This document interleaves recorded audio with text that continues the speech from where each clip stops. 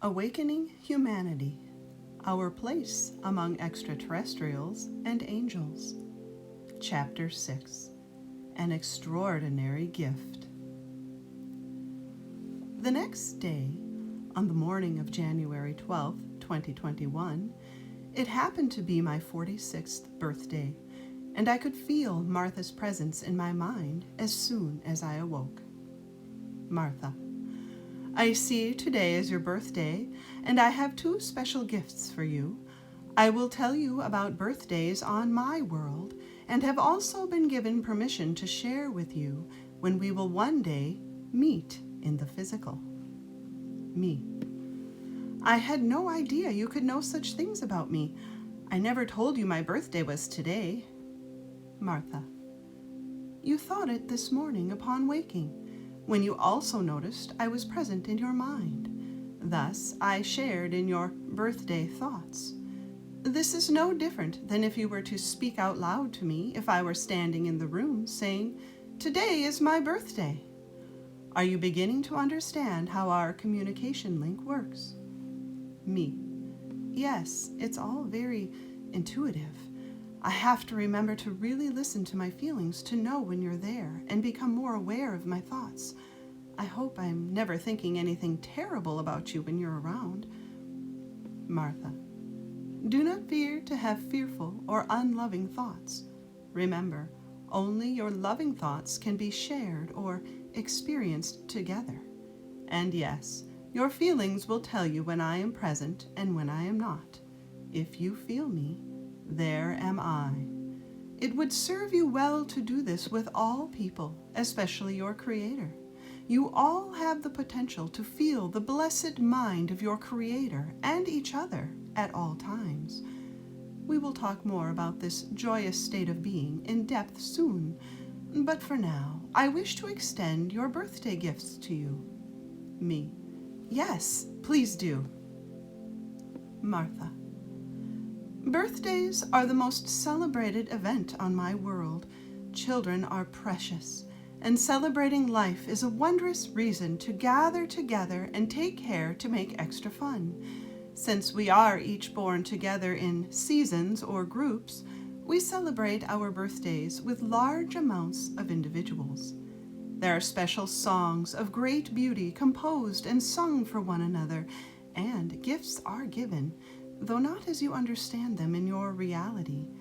Our gifts are of the heart and are felt rather than seen. We will literally walk through the day sending heart gifts to all whom we pass by or seek out. The receiving of such a gift could be described as a sudden burst of great love within the heart that lasts for several minutes of your time. It is a sharing of an intense euphoric feeling of gratitude and mutual blessing. Nothing brings us greater joy than giving such gifts to one another. Me: That sounds truly amazing. I wish we could do that to each other here. Martha: One day you will. Our conversation here is part of bringing about the awareness to welcome such a step in your spiritual evolution, and I would like to point out that you have already received such a gift from me once before, on the day of your backpacking trip in the wilderness. Me: You mean 3 months ago? Back in October when my family and I were backpacking up north? When I felt those sudden surges of love in my chest? That was you? Martha: Yes. Your heart chakra was being adjusted in order to better receive the vibration of a higher dimensional being. You could say you were being tuned in to the Martha channel in order to be able to channel or hear me now. I was setting you up on my wavelength, so to speak, and since love always strengthens, by doing so, your physical heart, alongside your heart chakra, became stronger for a time. This manifested in the lowering of your resting heart rate to that of your being in peak condition.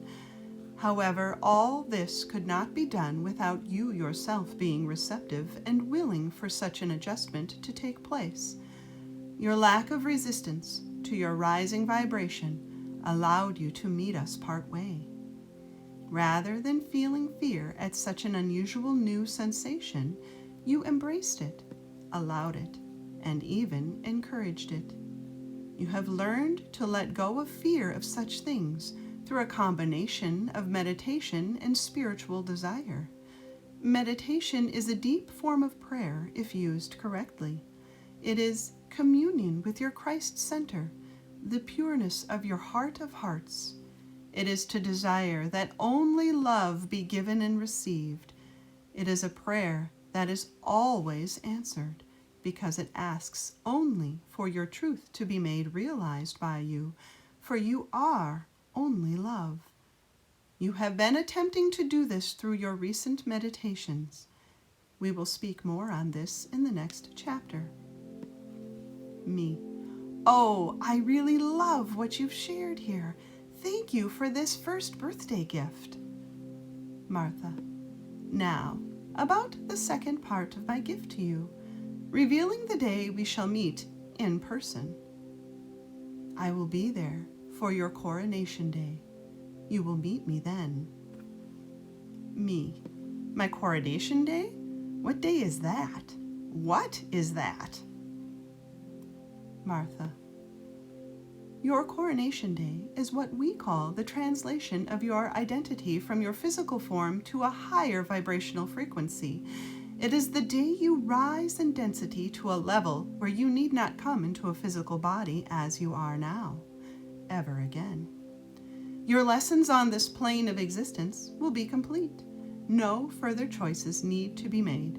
Your decision to be as you are created becomes absolute.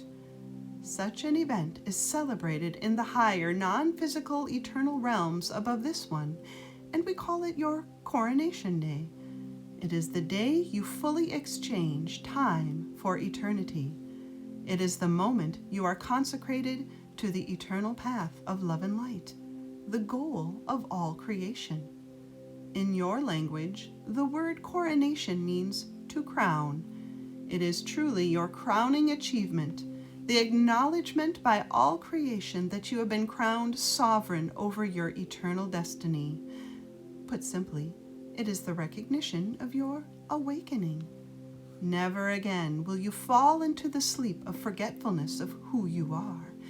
It is something all beings with the power of decision between the physical and eternal will someday choose. Everyone's eternal destiny is inevitable, though you can delay it as long as you wish. Overcoming this delay is why I am here now, having this conversation with you, helping to awaken all humanity. Me. How exciting!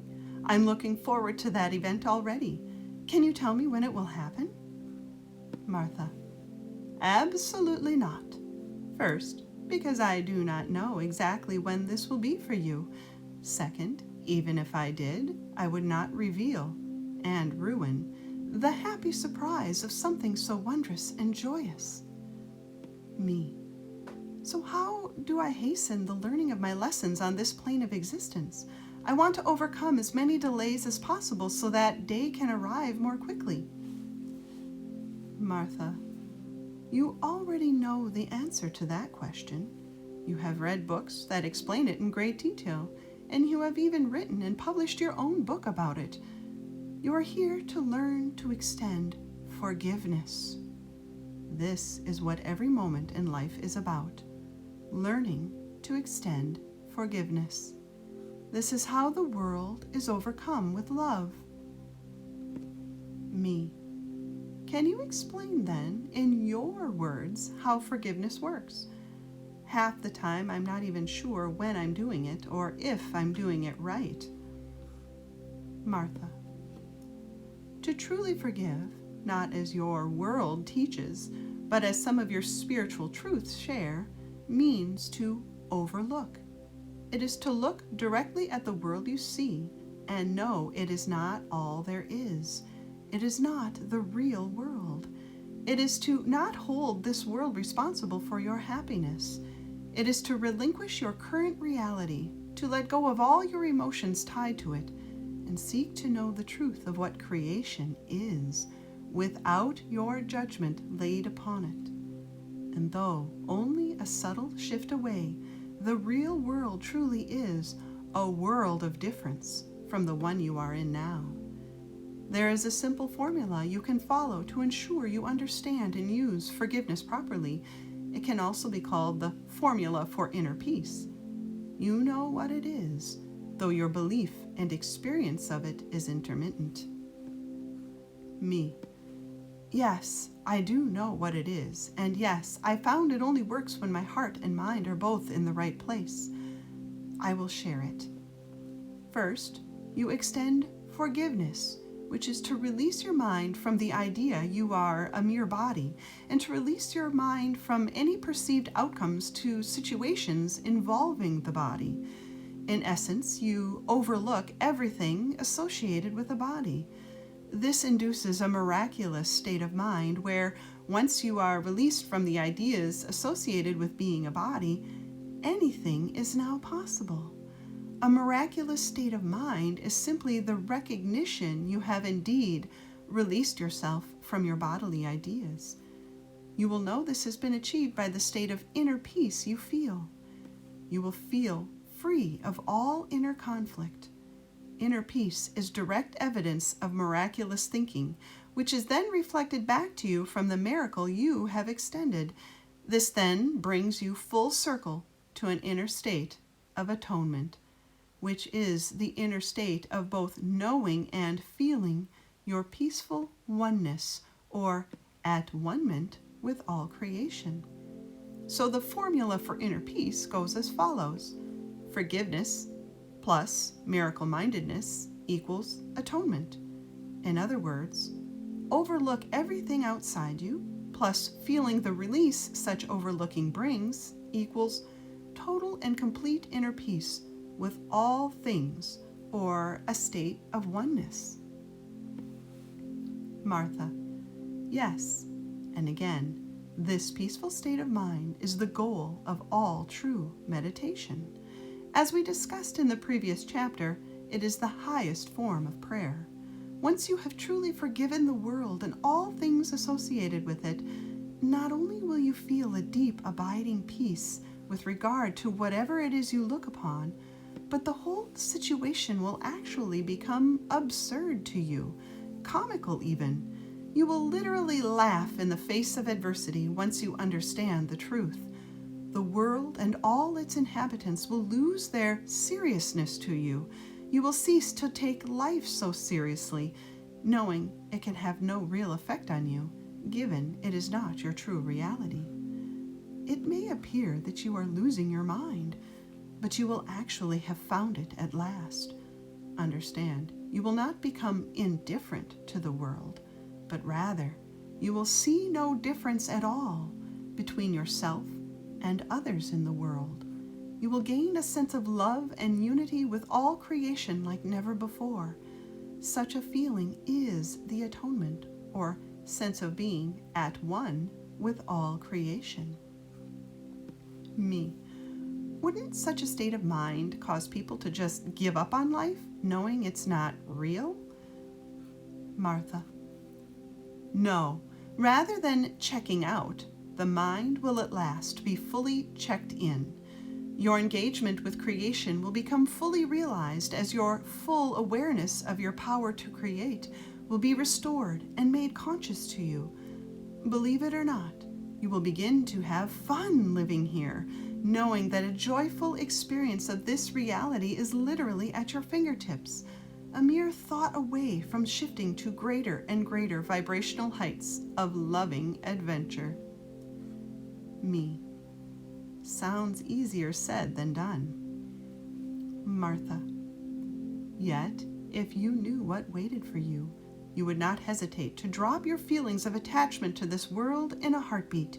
You would hastily come into a state of total and complete forgiveness of this reality instantly. You fear to lose everything in this world through letting go, but you have the whole universe to gain. You have a host of family, as well as amazing and wondrous experiences waiting for you in the grand super universe of all creation, and we are but a mere vibration away. With that being said, how difficult can the choice for inner peace be?